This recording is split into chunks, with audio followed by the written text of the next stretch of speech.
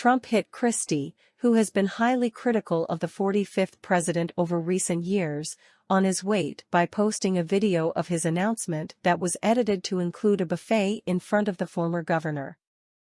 In his edited hand was a plate full of food. Christie announced his bid for the White House in Manchester, New Hampshire, the first Republican primary state in the nation, where he used the word small dozens of times.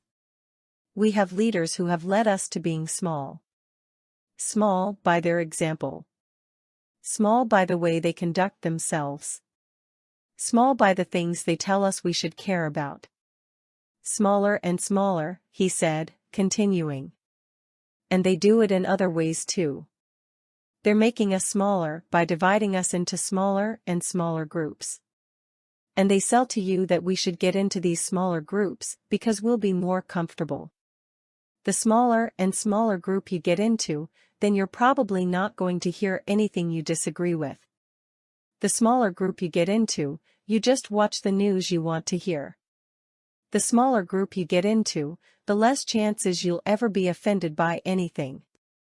Trump criticized the former governor's repeated use of the word in another post on his social media platform, wondering, does he have a psychological problem with size? Actually, his speech was small, and not very good, Trump added. It rambled all over the place, and nobody had a clue of what he was talking about.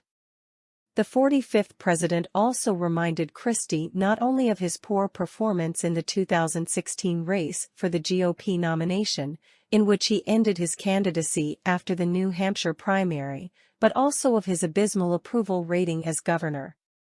In 2017, Christie took the mantle of having the second lowest approval rating of any governor who hasn't been accused or convicted of a crime while in office, according to a Quinnipiac poll at the time and broader analysis that 538's Harry Enton conducted. Christie was highly critical of Trump in New Hampshire.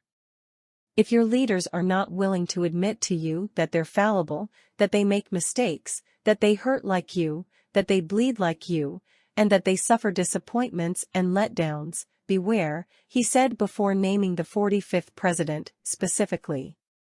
The former governor's time as the newest candidate in the race was short-lived, as former Vice President Mike Pence and Governor Doug Burgum, Republican North Dakota, announced their bids on Wednesday.